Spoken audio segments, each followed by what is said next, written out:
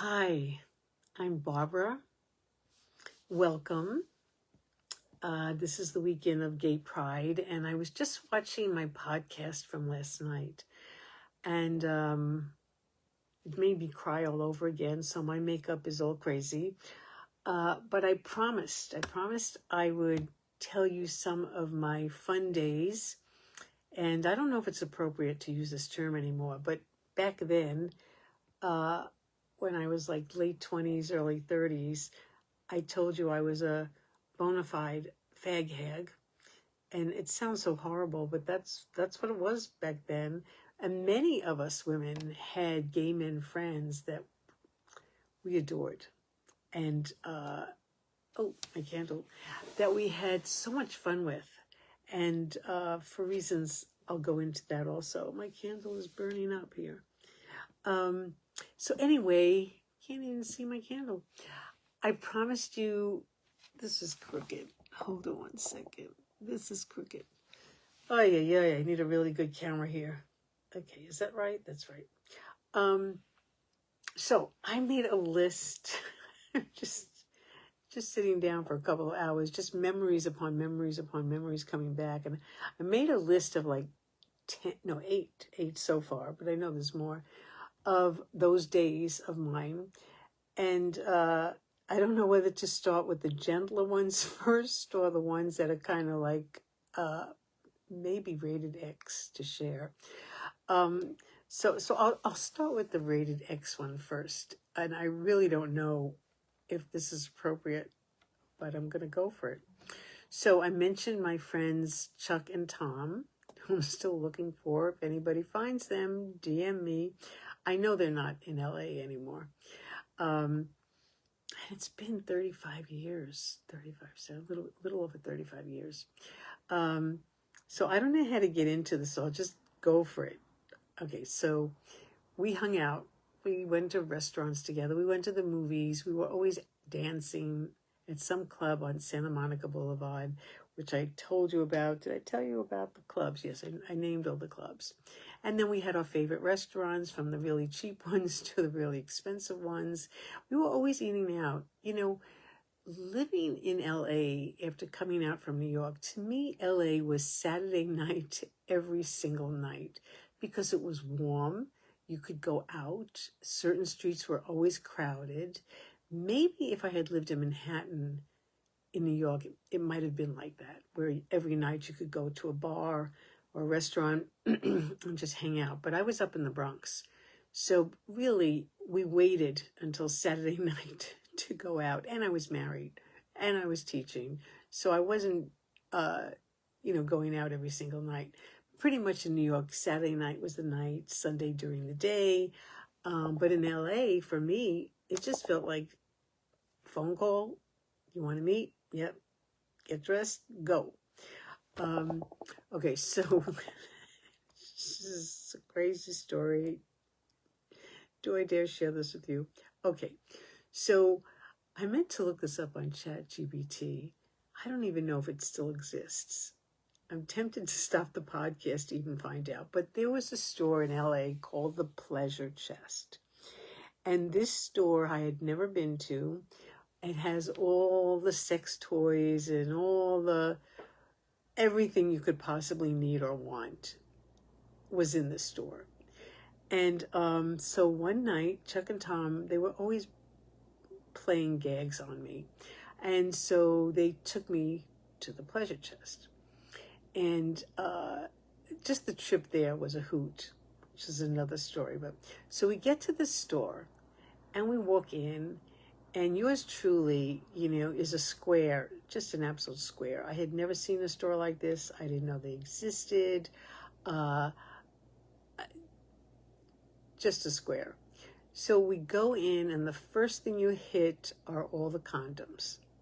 Condoms in every color. I mean, from yellow to green to bright blue to red. I mean, the brightest colors you could find. And in addition, it had all the tastes, from mint to orange to everything. And then as you get further in, there are those glass things that you look down in. And there's just all kinds of stuff down there. I can't remember what it was because there was just one thing that stuck out to me, two things. And so, you're just kind of walking around and you're looking at everything and you see single people in there. There's married couples in there, gay, heterosexual couples. People just looking around, buying whatever. So we get to this table.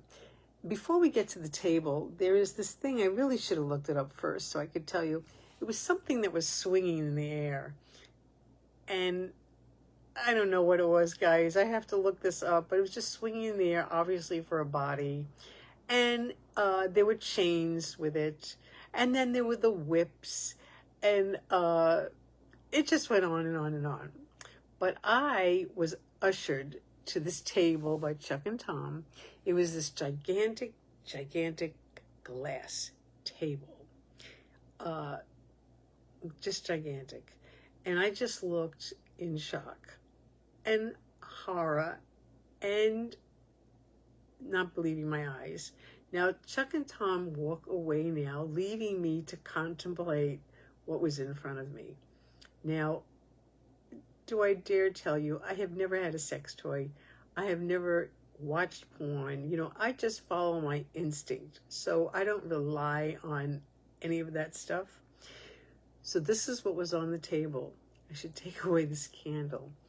Let me push this candle aside. So on the table were these dildos that were up to here. Then they were here. Then they were here. And they came in black, like dark brown black. They came in kind of an Eastern Mediterranean coloring. And then there was the flesh, the beige flesh.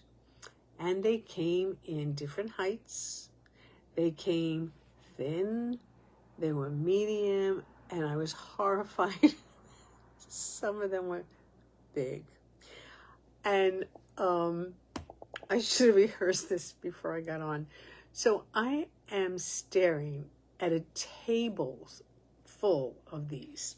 And they're all standing upright on the glass table, all pointing up. And so I am just, the word is not awe. I don't know if the word's shock. I just couldn't believe what I was seeing. And like I said, every color, every size, every width, everything. And I don't even know if people were around me. I think I might have been just there by myself. And Chuck and Tom knew what they were doing. So they leave me there. They go wandering around. And I'm staring, and my perception. Have you ever had a perception about something, perception one, and then later on you find out you were so off that it was perception two? Well, anyway, I'm in perception one. And what I'm seeing are these dildos, I guess that's what they call them, standing up on the table. And what I saw were underneath them what looked to me like two little feet. I saw feet. And in my head, I had this joke or a sense of humor going on that, oh my God, in a little while, they're all going to start marching over the table because I really saw feet. And my sense of humor was, at some point, they're just all going to start marching around the table. So Chuck and Tom come back, and they're looking at my face, and they see I'm perplexed. And hey, like, what's going on? And I said, what are those feet? And they said, what are you talking about? I said, what are all those feet on these things?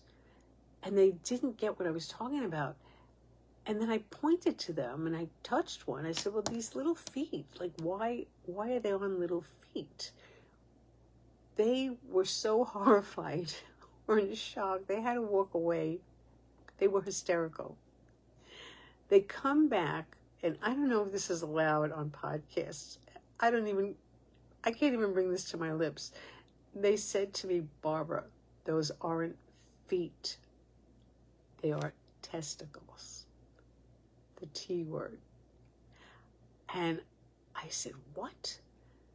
Because they looked like little feet. It would be like, like one here and one here on the bottom. They look like feet to me. So till this day, well, I haven't seen them for a long time, but at that time, what was supposed to be T's, I thought were feet. Talk about perception. I went from perception 1 all the way to the reality of another perception. They were not feet, and they were not going to go walking across the glass table. So that was one of my events with Chuck and Tom. I hope someday they see this. And then on the way home, I loved to ask them all kinds of questions, and they always answered me. And one of the questions I had was, well, how do you guys know who's who and who wants what? Like, who is the feminine? Who is the masculine? How do you know? How do you know when you meet people? Now, I don't know if this still exists, and I don't think they would give me a song and dance because I have heard this. But apparently there are bandanas that, like I used to wear when I worked out, guys wear when you're running. They were mostly blue with white on them, or they were red with white on them. So they gave me this whole story, like if you know you're a bottom, they put the scarf in the right hip back pocket. If you're the other side, the top, you put the bandana in the left pocket, and then there's something that happens in the right pocket, and then there's something in the front with the left pocket. I mean, it was just this whole secret language that they were educating me about. So that was the pleasure chest. I will tell you that years later, after they moved out of LA, I had another friend, G, I'll just call him G, who I met at Paramount Gower Street. I think it's Paramount Studios. I was a seat filler for the Mary Lou show, and so was he. So we're sitting in the audience. We did about 3 shows back to back. I think we got paid about $35 a show. I was between jobs. I had just quit teaching. That's what it was. And so we introduced ourselves, and turns out he actually worked at the studio as well as being a seat filler. So he knew he knew the studio inside and out. He could get into places that no one could go to unless they were filming. And I say that because I got many tours during breaks of the entire studio. I mean, he knew everything. He knew where Lucille Ball and Desi Arnaz had their first kiss, or he proposed to her. The fountain was right there in the building. He just knew the history inside and out. And I happened one day to tell him, we became really good friends, and I told him about my feet story at the pleasure chest. So this is how crazy he is, crazier than me. He says, I want you to replay that night for me. He wants me to go and replay this for me. This is who he was, and I was crazy enough to do it. So we drive there, but by now the pleasure chest has moved. So we go in. The whole setup was different. The whole setup. And I couldn't find the table. And I told him about the table. So we're looking for this table, no table. So we look to the side on the walls, and I will tell you, I just purchased a yo-yo for myself the other day. So I didn't want to show you this yet. But anyway, this is a yo-yo, but it's in a plastic. It turned out that all those, dildos that were walking all over the table with their feet were put in plastic, hanging on the walls. So I couldn't do a replay of the event for my friend because they were, I guess it was more sanitary to have them in plastics. So it was no fun. It was no fun. But the first visit was hysterical. So if you ever run into or if you ever run into Chuck and Tom, ask them about Barbara and the feet story, and they'll tell you. So that was one of my stories. I'm doing these stories for Gay Pride weekend. Then I have a whole bunch of these. I don't know which one to go to next. Okay, where do we go from here? This is really funny. I've been thinking about these all day, that now they're kind of not sounding funny to me. Okay, this one, I got one for you. Okay, so this is now New Year's Eve. We are at Studio One, which is a big, big, big dance floor. And people were kind of high. My friends got high. Again, square, no drugs, no toys, no nothing. So I'm just standing there, and we're just kind of watching people dance. And, it's so wonderful in gay clubs is people don't wait for partners. They don't wait for someone to come up and ask you to dance. It's just like, just get on the floor and dance. And if you happen to be near someone who's kind of vibing with you, you kind of stand there with them and dance. But basically, you dance by yourself. Just people will literally just dance on the floor by themselves.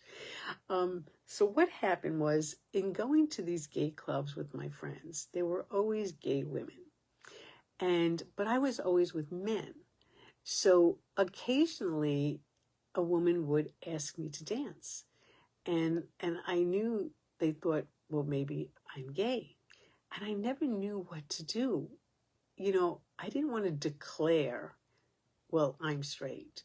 And it just wasn't in my personality to do that. If it was a free-form kind of dance, I might, but nothing where like country western dancing where you have a partner or anything like that. So sometimes I said okay, and sometimes I didn't. It was just very inconsistent.